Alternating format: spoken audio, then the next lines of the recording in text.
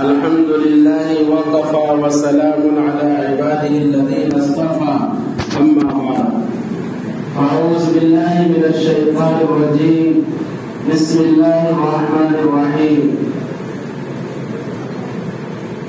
وما الحياة الدنيا إلا متاع الغرور.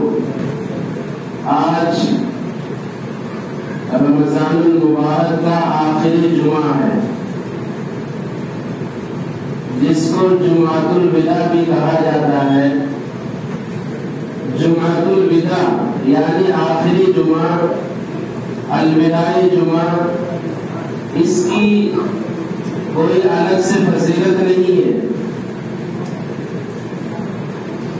اور جہاں خطبے کے اندر الوداع الوداع یا شہر رمضان پڑھا جاتا ہے، اس کا کوئی ثبوت بھی نہیں. جمعہ تو خود اپنے آپ میں ایک بہت بڑی فضیلت رکھتا ہے، تمام دنوں کا سردار ہے.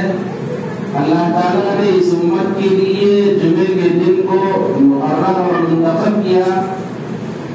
تمام دنوں کا سربراہ جمعے کا دن ہے.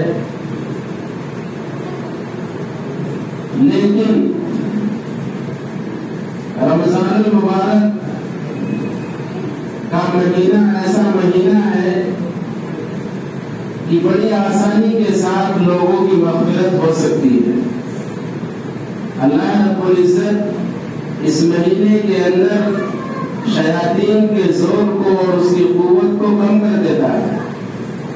یہی وجہ ہے کہ جو نمازی پورے 11 مہینے دکھائی نہیں دیتے، ایسے چہرے بھی مسجدوں کے اندر نظر آتے ہیں، آ جاتے ہیں. شیاطین کا زور نہیں چلتا، اللہ تعالیٰ ان کی قوت کو کم کر دیتا ہے. اتنا اہم مہینہ ہے رمضان کا کہ اللہ رب العزت بہانے ڈھونڈتا ہے، بہانے. 24 گھنٹے اللہ کی رحمتوں کی بارش ہوتی ہے، رات ہو یا دن ہو. اور اللہ تعالیٰ نے یہ کہہ دیا کہ اگر نفل پڑھو گے تو فرض کا ثواب ملے گا، اور فرض نماز ادا کرو گے تو 70 فرضوں کے برابر ثواب دوں گا.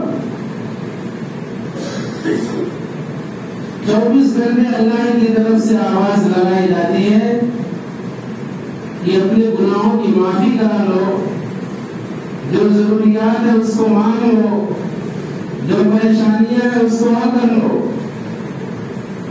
اللہ رب العزت کی طرف سے یہ آواز دی جاتی ہے.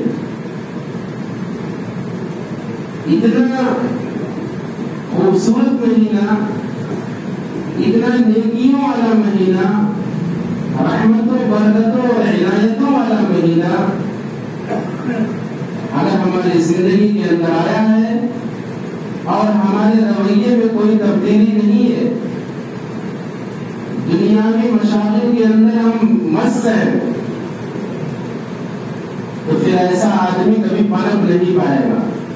الا ان شاء اللہ. اللہ رب العزت جب خوشی کا اظہار کرتے ہیں تو انسان کو رمضان کا مہینہ دیتے ہیں.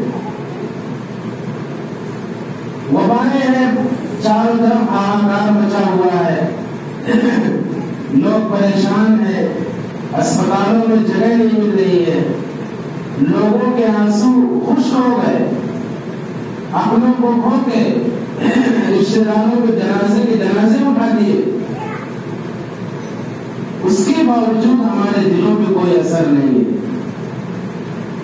گھروں کے اندر رمضان کا جیسا استقبال کرنا چاہیے تھا، رمضان میں جیسے معمولات اختیار کرنے چاہیے تھے، نہیں ہے. اتنی بے شرمی آ گئی ہے، ہٹے کٹے نوجوان ہیں، تندرست ہیں، صحت مند ہیں، ان سے اگر کہا جائے بھائی 2-4 روز رمضان کے رہ گئے، اللہ رب العزت کے سامنے رو لو، دھو لو، شرمندگی کے آنسو بہا لو. عالمی وبا چل رہی ہے، مہلک اور خطرناک بیماریوں کا لوگ سامنا کر رہے ہیں، موتوں پہ موتیں ہو رہی ہیں، انسان دنیا سے پل پل پہ رخصت ہو جا رہا ہے، ساری دنیا کی کمائی چھوڑ کر کے چلا جا رہا ہے. اور ایسے حالات بن گئے کوئی ہاتھ لگانے کو بھی تیار نہیں ہے۔ اسلام نے اس کی اجازت نہیں دی ہے۔ بیمار کی عیادت کرنی چاہیے، مریض کی مزاج پرسی کرنی چاہیے۔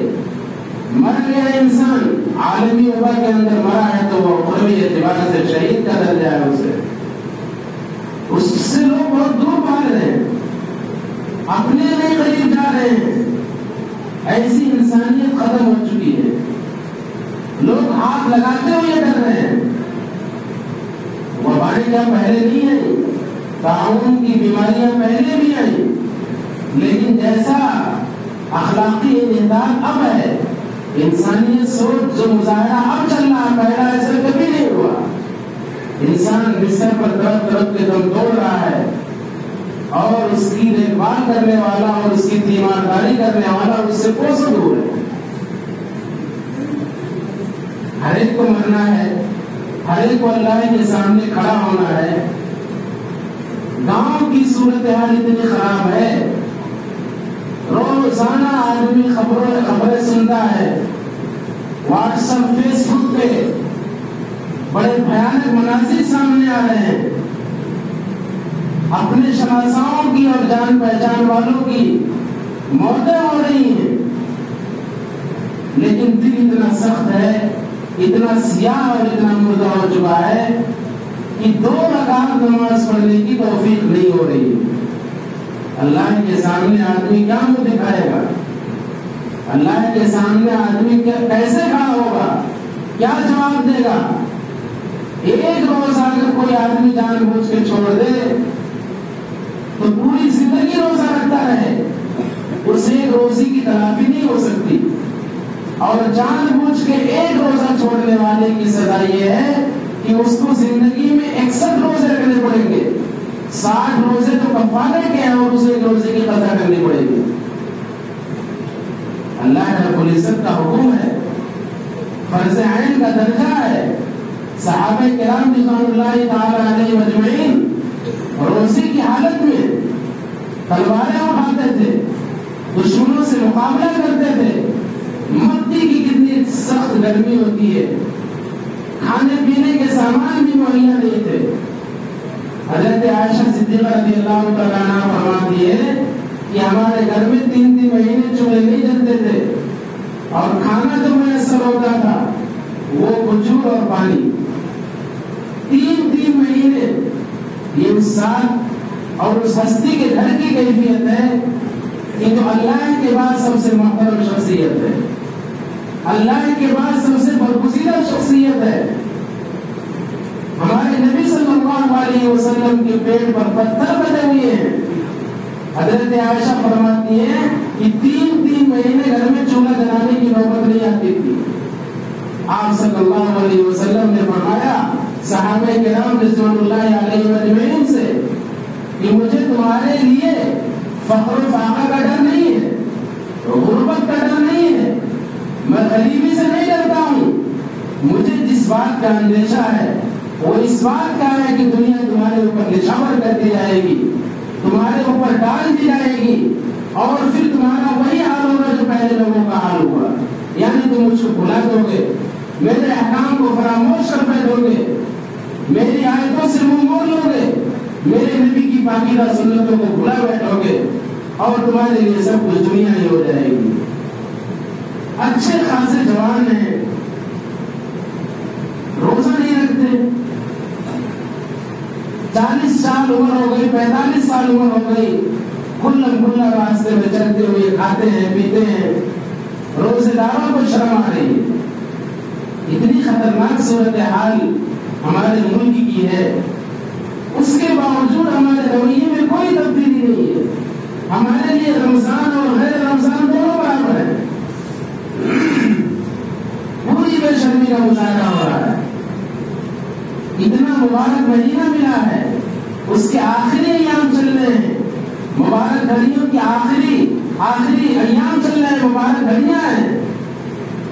اب سے لوگوں توبہ کر لو، اپنے رب کے سامنے استغفار کر لو، مسجدوں کے اندر آ کر کے آنسو بہا لو، اپنے دلوں کی قدوت کو اور غصے و اعتراض کو اور دلوں میں جو غم ہے اور ایک بھائی کے لیے جو کینہ اور کپٹ ہے اس کو دور کر لو اور اللہ کو راضی کر لو.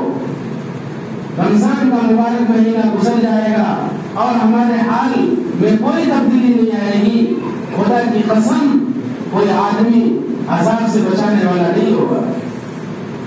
یہ عالمی وبائیں آئی ہیں ہمارے لیے امتحان ہے, آزمائش ہے, اللہ کے سامنے رونے کا مقام ہے. لیکن ہم دنیا کے اندر اتنے مست ہو گئے ہیں, اتنے ڈوب گئے, اتنے مستغرق ہو گئے ہیں کہ اللہ کا منادی بلاتا ہے اور ہم اپنے گھروں میں آرام سے بیٹھ کر کے مجلس سجا کے رکھتے ہیں, کوئی اثر نہیں ہوتا. نماز اتنی بڑی فضیلت کی چیز ہے, روزہ نہیں رکھتے, نماز بھی نہیں پڑھتے. کتنے ایسے لوگ ہیں گاؤں کے اندر جب پورا رمضان گزر گیا لیکن مسجد کے اندر نہیں آئے. میں نام بھی بتا سکتا ہوں, ایسے لوگ ہیں اس گاؤں کے اندر. قرآن کریم اٹھا کے نہیں دیکھا, مسجد میں داخلے کی توفیق نہیں ہوئی, ایک بھی روزہ نہیں رکھا. ایسے چہرے نگاہوں کے سامنے گھوم رہے ہیں. اللہ میں معاف فرمائے, ہمارے حال میں رحم فرمائے. اللہ کی رحمتیں کیسے متوجہ ہوں گی, اللہ کیسے کرم کا معاملہ کرے گا, اللہ کیسے رحم کا معاملہ فرمائیں گے جب گاؤں کی صورت حال یہ ہے. عورتوں کے بارے میں تو یہ مشہور تھا کہ وہ روزہ تو نہیں چھوڑ سکتی, بھلے نماز نہ پڑھے, بھلے قرآن کی تلاوت نہ کرے, لیکن عورتوں کا بھی یہ مزاج بن گیا. ظاہر سی بات ہے, جو گھر کا مالک اور ذمہ دار ہے جب وہ اپنی بیوی سے کھانے بنوائے گا, لذیذ قسم کے پکوان تیار کرائے گا, تو کتنا اثر ہوگا گھر کے اندر. بچوں کا بھی وہی حال ہے, بڑوں کا بھی وہی حال ہے, عورتوں کا بھی وہی مزاج بن گیا ہے کہ وہ روزہ چھوڑ رہی ہے. گھروں کے اندر کھانا کھایا جا رہا ہے, ہوٹل آباد کیے جا رہے ہیں. مسجد اللہ کا جو گھر ہے دنیا کی سب سے مبارک جگہ وہ خالی اور ویران پڑی ہوئی ہے. کون سا ایسا وقت ہوگا, دنیا چھوڑنی ہے. کتنے جنازے اپنے آنکھوں سے ہم نے دیکھ لیے ہیں, لیکن دنیا کی اتنی زیادہ فکر ہو گئی ہے کہ آدمی اللہ کے احکام کو بھلا بیٹھا ہے اور اس کے دل میں ذرہ برابر احساس بھی نہیں ہے. اتنی مدنی چھائی ہوئی ہے.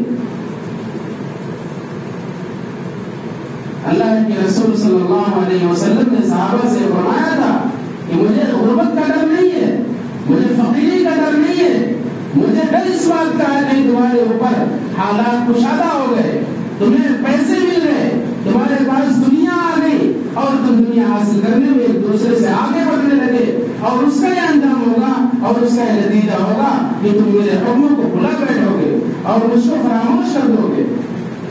دنیا کمانا برا نہیں ہے, دنیا بھی بہتر ہونی چاہیے. ربنا آتنا فی الدنیا حسنہ وفی الآخرۃ حسنہ, اے اللہ ہماری دنیا بھی بہتر بنا اور ہماری آخرت بھی بہتر بنا.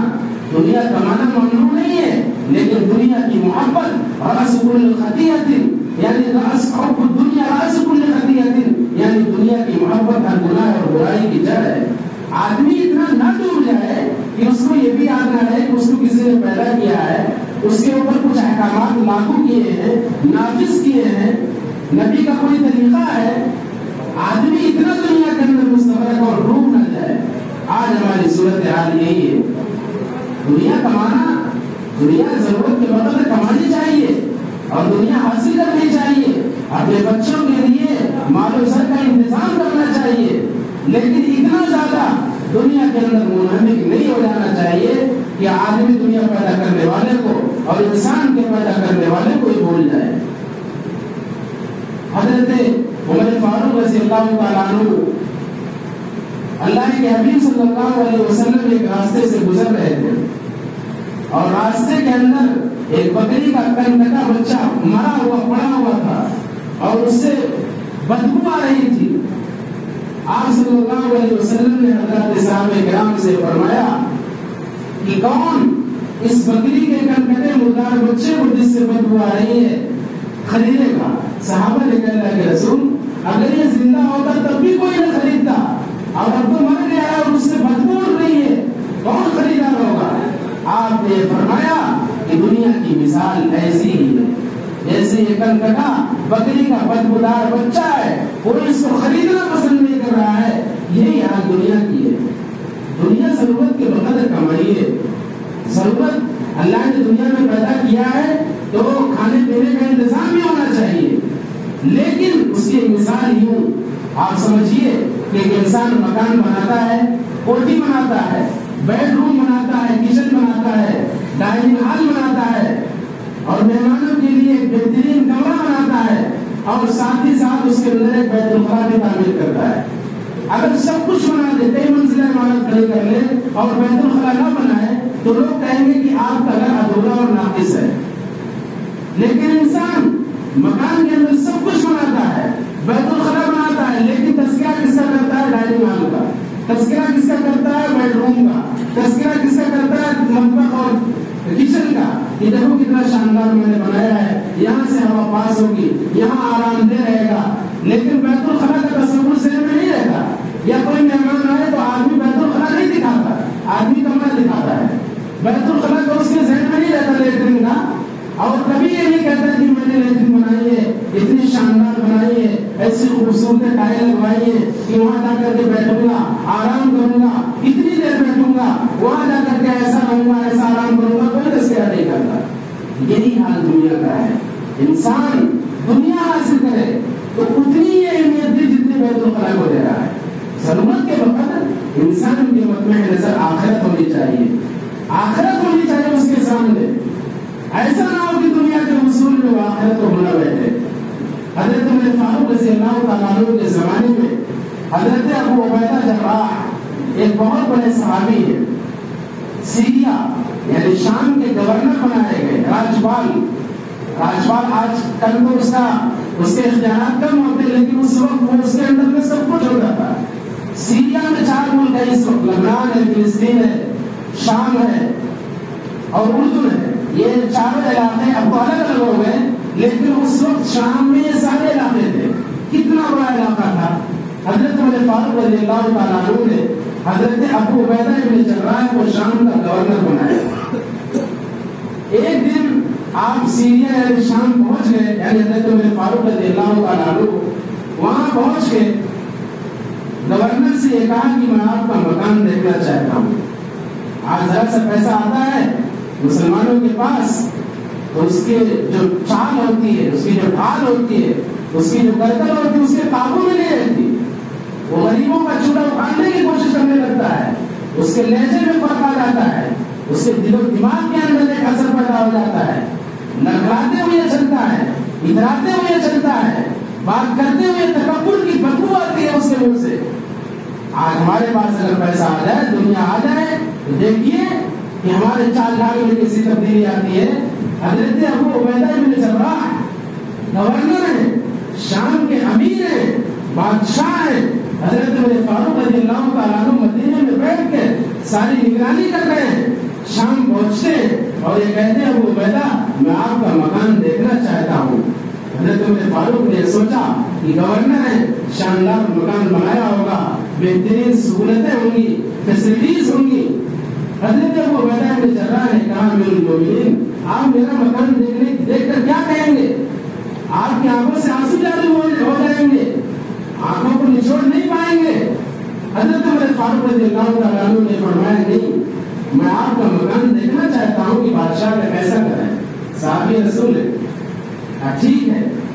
اب وہ شام کے اندر لمبا چوڑا علاقہ ہے، بیچ سے گزر رہے جا رہے ہیں، یہاں تک کہ سارا شہر ختم ہو گیا، اور ایک جنگل کے حضرت عمر فاروق رضی اللہ تعالیٰ عنہ نے فرمایا کہ بھائی تمہارا مکان کہاں ہے؟ ساری آبادی ختم ہو رہی ہے۔ حضرت عمر فاروق رضی اللہ تعالیٰ عنہ سے ابو عبیدہ نے کہا کہ بس قریب ہے۔ آگے گئے، جنگل ہے، وہاں ایک چھپر ڈلا ہوا ہے، چھپر کے اندر داخل ہوئے اور یہ کہا امیر المومنین میرا تو مکان ہی ہے، میری دنیا یہ ہے۔ اس کے اندر ایک مصلی رکھا ہوا تھا، جائے نماز، اس چھپر کے اندر آرام کرتا ہوں، مصلی پہ رات میں بیٹھ کر کے نماز پڑھ لیتا ہوں، اور وہاں کوئی چیز نظر نہیں آ رہی۔ ابو عبیدہ بن جراح نے فرمایا کہ اوپر سے ایک گلاس نکالا اور گلاس نکال کر کے کہا کہ امیر المومنین یہ میرے کھانے کا برتن ہے، اس میں کچھ روٹیاں پڑی ہوئی تھی۔ حضرت عمر فاروق رضی اللہ تعالیٰ عنہ سے انہوں نے فرمایا امیر المومنین یہ جو میرا گلاس ہے ایک عورت مجھے 2-3 روٹی بنا کے دے دیتی ہے، اس میں پانی میں بھگو دیتا ہوں اور رات میں آ کر کے میں کھا لیتا ہوں، دن بھر میں بادشاہی کے کام میں مصروف رہتا ہوں، مجھے ٹائم نہیں ملتا، مسلمانوں کے کام میں لگا رہتا ہوں، انسانوں کے کام میں لگا رہتا ہوں، میرے پاس وقت نہیں ہے، یہ روٹی کے چند ٹکڑے پانی میں بھگو کے کھا لیتا ہوں، یہ میرا کھانا ہے، یا نیچے سو جاتا ہوں، نماز کا وقت ہوتا ہے نماز پڑھ لیتا ہوں، اللہ کے سامنے مناجات کرتا ہوں۔ حضرت عمر فاروق رضی اللہ تعالیٰ عنہ کی آنکھوں میں آنسو آ گئے، اتنا بڑا امیر، سیریا کا بادشاہ ابو عبیدہ بن جراح، اور اس کی دنیا کا یہ عالم ہے کہ بادشاہ ہو کر کے بھی اپنا کوئی ڈھنگ کا مکان نہیں ہے اور چھپر ہے، اور کھانے کے لیے روٹی کے چند ٹکڑے بھی اکتفا کر رہا ہے، ایک مسلح کر کے اندر پڑا ہوا ہے۔ حضرت ابو عبیدہ بن جراح نے کہا میں نے آپ سے کہا نہیں تھا کہ اگر آپ میرا مکان دیکھو گے تو آپ کی آنکھوں میں آنسو تازے ہو جائیں گے۔ حضرت عمر فاروق رضی اللہ تعالیٰ عنہ رونے لگے اور یہ فرمایا کہ واقعی جیسے تم اللہ کے رسول صلی اللہ علیہ وسلم کے زمانے میں تھے، آج بھی تمہاری وہی کیفیت ہے، تمہارے اندر ذرہ برابر تبدیلی نہیں آئی۔ جب انسان کے دل کے اندر یہ احساس ہو جائے کہ میرا جنازہ اٹھنا ہے، موت کا فرشتہ کب آئے اور میری گردن کو مروڑ دے اور مجھے قبر کی تنہائی میں سونا پڑے، مجھے اللہ کے سامنے دنیاوی زندگی کا حساب دینا پڑے، تو انسان کو فکر ہوگی، ورنہ اگر اس کا دل سخت ہو چکا ہے، سیاہ ہو چکا ہے، تو کھلا رمضان کے روزے چھوڑے گا، اس کے دل میں کوئی اثر نہیں ہوگا۔ ذرا سی باتوں کو لے کر کے ہمارے نوجوان کوئی عذر نہیں، کوئی بیماری نہیں، اللہ نے تو ایسے کہہ دیا اگر کوئی بیمار ہو تو روزانہ رکھو، بعد میں قضا کر سکتے ہو، لیکن اگر کوئی عذر نہیں ہے، اتنا شاندار اللہ نے موسم دیا ہے، رمضان کا آخری جمعہ ہے، جمعۃ الوداع، رخصت ہو رہا رمضان، مبارک گھڑیاں مسل اڑ رہی ہیں، اللہ کو راضی کرنے کا مہینہ آیا تھا، اللہ کو خوش کرنے کا اتنا سستا اور سنہرا اور سہولت بھرا مہینہ ملا تھا، لیکن ہماری لاپرواہیوں کی نظر ہو رہا ہے۔ اب سے اللہ کے سامنے رو لیں، اللہ کو منا لیں، ورنہ کوئی آدمی تباہی سے بچا نہیں پائے گا۔ بہت نازک صورت حال اسلام کی عمومی انداز میں ہر جگہ کا یہی ماحول بنا ہوا ہے، لیکن ہم اپنے گاؤں کے اندر ہیں، ہمیں اپنے گاؤں کی فکر ہونی چاہیے کہ اگر اللہ کا عذاب آئے گا تو کون سی نیکی ہم اللہ کے سامنے رکھیں گے، کون سے عمل ہم اللہ کے سامنے رکھیں گے اور اللہ کو دکھائیں گے، اللہ ہمارے یہ بچے ہیں، ہمارے یہ نوجوان ہیں جنہوں نے روزے رکھے، تراویح کی نماز پڑھی، اے اللہ یہ ہماری نیکیاں ہیں، اس کو قبول کر لے اور ہمارے اوپر سے وبا دور کر دے۔ ہمارے پاس ایسی کوئی نیکی نہیں ہے۔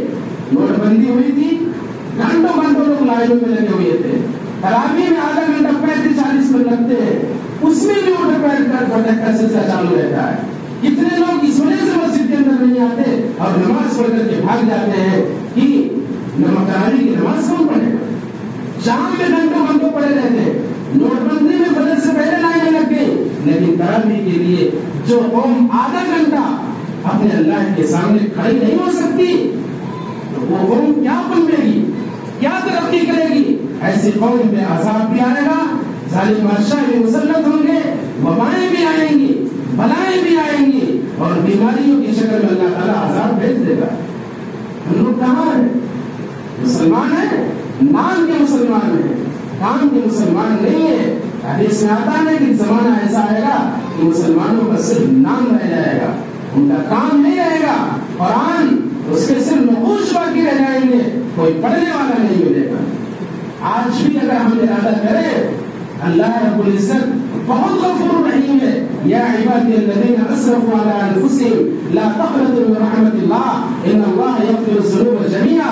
اللہ اپنے گنہگار بندوں کو کیا فرما رہے؟ یا عبادی الذین، اے میرے بندو، اللہ کو کتنا پیار اپنے بندوں سے، اے میرے بندو جنہوں نے اپنی جانوں پہ ظلم کیا ہے، کبھی بھی تمہارے گناہ اتنے زیادہ ہو جائیں کہ زمین و آسمان کے درمیان کا جو گیپ ہے وہ بھر جائے، پہلی بات یہ تو ممکن نہیں کہ انسان کے اتنے گناہ ہو جائے کہ زمین و آسمان کا جو گیپ وہ بھر جائے، لیکن پھر بھی اللہ یہ کہتا ہے کہ اگر تمہارے گناہ اتنے زیادہ ہو جائیں کہ زمین و آسمان کے درمیان کا خلا تمہارے کرتوتوں سے بن جائے، سیاہ کارناموں سے، اور اس کے باوجود تم میری رحمت سے اور میرے فضل و کرم سے مایوس مت ہونا، نا امید مت ہونا، اپنا دل مت توڑنا۔ ان اللہ یغفر الذنوب جميعا، اللہ تمہارے سارے کرتوتوں میں پانی پھیر دے گا، اللہ تمہارے سارے گناہوں کو معاف کر دے گا۔ رونا تو آنا چاہیے، گڑگڑانا تو آنا چاہیے۔ ایک بچہ اپنے ماں باپ سے پیسے مانگتا ہے، نہیں ملتا ہے، روتا ہے، گڑگڑاتا ہے، یہاں تک کہ ماں باپ کو ترس آتا ہے۔ ہم اپنے رب کے سامنے الہا اور زاری تو کریں، گڑگڑائیں تو صحیح، یہ وبائیں اور بنائیں کیا؟ اللہ منٹوں میں حالات بدل دے گا، منٹوں کے اندر اللہ تعالیٰ حالات کو ختم کر دے گا۔ لیکن صرف لفاظی کرنے سے، صرف کمنٹ کرنے سے، فیس بک اور واٹس ایپ پہ نصیحتیں لکھ دینے سے اور لوگوں کو سمجھا دینے سے یہ وبائیں دور نہیں ہوں گی۔ اس وقت جو کائنات کے اوپر گناہوں کا لوڈ زیادہ ہے، اچھائیاں بھی ہیں، اچھائیاں کم ہیں، گناہوں کا لوڈ زیادہ ہے، اس لیے دعائیں کام نہیں کر رہی۔ آپ بتائیے اپنے گاؤں کی صورتحال، وہی جو مسجد کے اندر نماز پڑھنے کے لیے آتے ہیں وہی روزہ رکھتے ہیں۔ اس وقت گاؤں کے اندر کون سی ایسی برائی جو موجود نہیں ہے؟ 90% گاؤں کے اندر گناہوں کا لوڈ ہے۔ 10% آپ کہنے کے لیے، دل کو سمجھانے کے لیے کہہ دیجیے کہ اچھائیاں ہو رہی ہیں۔ زکات، کتنے لوگ زکات کے مسائل سے واقف ہیں؟ زکات فرض ہو رہی ہے، عورتوں پہ زکات تو یقیناً فرض ہے، ان کے پاس زیورات ہے، مردوں پہ بھی زکات فرض ہے۔ کتنے % لوگ زکات نکالتے ہیں؟ اللہ ماشاء اللہ، اللہ تعالیٰ نے کچھ حضرات کو توفیق دی ہے، وہ زکات نکالتے ہیں۔ زکات فرض ہے، یہی مال کل قیامت کے دن کالے سانپ بنا دیے جائیں گے اور گلے میں لٹکا دیا جائے گا، اور وہ سانپ انسان کو ڈسے گا کہ میں تمہارا نہ کنز کا نہ مال ہوں، میں تمہارا خزانہ ہوں، تمہارا مال ہوں۔ بہت نافرمانیاں ہو رہی ہیں۔ اگر یہ اس کائنات پہ بچے نہ ہوتے، جانور نہ ہوتے، تو انسان کائنات کو ہضم کر لیتا ہے۔ اللہ رب العزت نے قرآن کریم میں فرمایا بہت سارے اعمال ہمارے ایسے کہ اللہ نظر انداز کرتا ہے، اگنور کرتا ہے کہ ہو سکتا بندہ آپ سے توبہ کر لے، ورنہ قرآن کا یہ فیصلہ ہے کہ اگر اللہ تعالیٰ گناہوں کی سزا فوراً دینے پہ آتا تو اس زمین کے اوپر ایک بھی انسان کو باقی نہ رکھتا۔ جانوروں کا احسان مانیے کہ ان کی وجہ سے ہم کو بارشیں مل جاتی ہیں، ان کی وجہ سے آسمان سے بارشیں اتر جاتی ہیں، ورنہ ہمارے اعمال ایسے نہیں ہے کہ ہمارے اوپر اللہ رب العزت کی طرف سے رحم و کرم کا معاملہ۔ بہت پیارا موقع ہے میرے معزز سامعین، اب سے اللہ کے سامنے رو لے، دھو لے۔ قرآن کریم آدمی اگر چاہے قرآن بھی پورا کر سکتا ہے، اب بھی پڑھ سکتا ہے۔ صورتحال اپنے دلوں کی بدل دیجیے، گھروں کے ماحول کو بدل دیجیے، اللہ کے سامنے استغفار کر کیجیے، گناہوں کو رکھیے، اچھائیاں بڑھا دیجیے، نیکیاں بڑھا دیجیے اور اللہ سے دعا کیجیے۔ کون دنیا سے رخصت ہو جائے کوئی جانتا ہے؟ کتنے ہمارے دوست احباب جو رمضان میں تھے نہیں ہے، رمضان سے پہلے سے نہیں ہے، آج ہمارے صفوں میں بیٹھتے تھے، آج نہیں ہے۔ ہمیں تلبیہ میں جانا ہے، آج نہیں تو کل ہماری باری ہے ہی۔ کیا اللہ کو منہ دکھائیں گے؟ کیا نبی کو ہم منہ دکھائیں گے؟ میرے سامنے بہت صورتحال دل انتہائی چھلنی ہے، کوئی متقی اور پرہیزگار نہیں ہوں، لیکن افسوس ہوتا ہے زمانے کو دیکھتے ہوئے، حالات کو دیکھتے ہوئے بڑا رونا آتا ہے۔ اب خدا کے واسطے اپنے دلوں کے ضرور کو دور کیجیے، اب بھی اللہ مان جائے گا، اب بھی اللہ ہم کو چاہتا ہے۔ اللہ رب العزت نے جب تک زندگی دی ہے، خوش آواز ہے، نشہ کی کیفیت نہیں ہے، سکرات کی کیفیت نہیں ہے، اس وقت تک وقت ہے۔ ورنہ فرعون بھی آخری وقت میں جو کہہ رہا تھا، لیکن بہت اللہ نے موقع دیے، لیکن جب اللہ کی پکڑ آئے گی تو کوئی بچانے والا نہیں ہوگا۔ اللہ تعالیٰ ہمارے حال میں رحم فرمائے۔